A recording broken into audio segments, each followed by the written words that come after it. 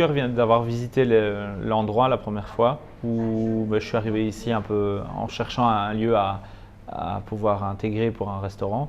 Puis je suis tombé dans cette ferme qui est vraiment énorme. Donc déjà, il y a la magie du lieu qui a opéré. Il y avait la situation géographique qui était importante parce que c'est proche de tout et en même temps, c'est quand même aussi à la campagne, donc proche de ce que moi, ce qui m'attire dans la cuisine aujourd'hui. Le restaurant Orchamps, c'est un restaurant. Puis à ça, on vient greffer tout un tas d'activités, comme des chambres d'hôtes, une salle d'événement, mais aussi un potager. Donc on a notre propre potager qui nous permet d'avoir tout un tas d'herbes aromatiques spécifiques, certains légumes aussi. Et alors on a aussi une boulangerie dans laquelle on produit du pain à l'ancienne, au feu de bois, avec des produits locaux, des farines locales. Donc voilà. Et ça passe aussi par les couteaux, où Stéphane a dessiné les couteaux et parlé avec le producteur qui a fait les couteaux spécialement pour Stéphane. La céramique, qui est à chaque fois discutée avec la céramiste qui est ici dans notre ferme aussi. Enfin voilà, la nourriture, les objets, les tables du restaurant, c'est comme ça aussi. Enfin voilà, ça qui est gai, c'est qu'on a vraiment une relation privilégiée avec les producteurs. Je disais par rapport aux poissons, nous on va surtout regarder la provenance. Après ça reste de la proximité puisque c'est tous des poissons qui sont pêchés en France et ici en tout cas nous on se concentre sur la Bretagne. Mais le poisson français et le poisson pêché qu'on appelle de petits bateaux sur les côtes bretonnes, c'est vraiment des pêches très réglementées en fait. Et donc ça permet d'être certain que c'est pas des grands chalutiers ou des grands armateurs qui vont remonter de l'autre côté de l'Europe pour aller chercher le poisson. Ici, on est vraiment dans un circuit le plus court possible et surtout avec des gens qui ont une philosophie et une éthique de pêche qui est actuelle pour préserver les ressources, quoi. Ouais, nous, en termes de déchets, ça se limite aux carcasses, aux os des poissons. Et encore, les carcasses, on en fait des fonds de sauce. Mais ça se limite vraiment maintenant, tout ce qui est, par exemple, les épluchures de légumes, on les valorise de plus en plus aussi. On les réduit en poudre ou bien on en fait des infusions. Il y a vraiment moyen d'aller chercher très loin dans le recyclage des produits.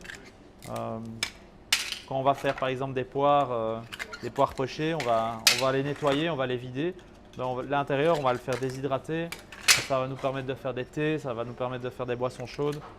Donc il y a vraiment moyen, si on va un peu plus loin, de faire presque une boucle complète avec le travail qui est fait au potager et le produit qui est dans l'assiette, quoi. Mais de nouveau, ça demande de la part du consommateur d'être un peu volontaire et d'être éveillé à manger différemment.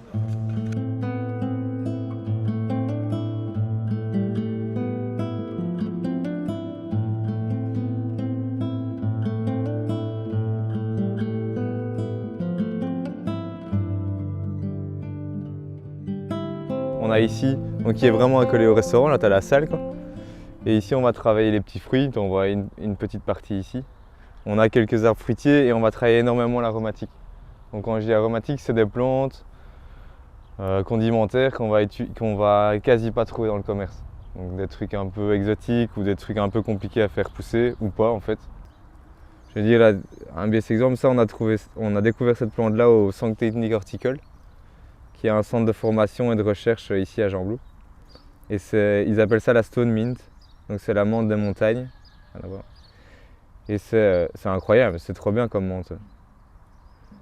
Et c'est des choses que je pourrais pas vendre à des particuliers, tu vois. C'est vraiment des produits très spécifiques à la restauration. Et donc, c'est cool. T'as la grande et la petite, ici c'est la grande absinthe. Et en fait, moi j'ai planté ça en grande partie parce que les Marocains ils utilisent ça en hiver pour remplacer la menthe, tu vois, leur thé à la menthe. Ils utilisent cette plante-là parce qu'elle est plus robuste que la menthe, qu'elle vient plus tôt et qu'elle tient plus tard. Donc eux, ils la blanchissent, ils la travaillent avec énormément de sucre, mais un peu comme un thé marocain. Et donc j'avais envie de travailler cette plante-là pour avoir un substitut à la menthe pour des infusions, mais aussi pour travailler ça dans des plats, quoi. Et comme tu peux le voir ici, comme dans tout le jardin, on travaille en planches pérennes. Donc on n'est pas vraiment en permaculture, parce que pour moi la permaculture c'est vraiment un concept. C'est humain, c'est trop complexe. Ça touche trop de domaines différents. Et nous ici on fait de la culture. J'aimerais bien rajouter de l'humain, rajouter du social, mais on n'en est pas là, tu vois. Travailler l'humain avec des guillemets. Donc ça veut dire, je sais pas, l'exemple le plus simple, c'est aller travailler avec des personnes qui ont du mal à trouver du boulot ou des personnes avec un handicap ou des problèmes pour travailler, quoi. Donc vraiment faire des efforts à ce niveau-là. Nous, on n'en est pas là, parce qu'on doit... C'est quand même un gros complexe, ce serait dur à gérer, mais c'est des choses que j'aimerais bien mettre en place. Ouais.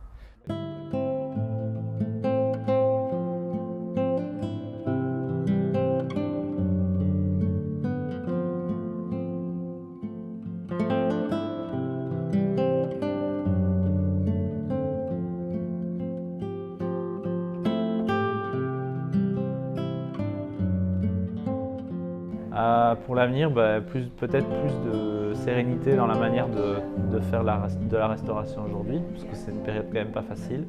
Qu'on puisse continuer à développer nos projets librement et puis aussi une belle mise en avant du circuit court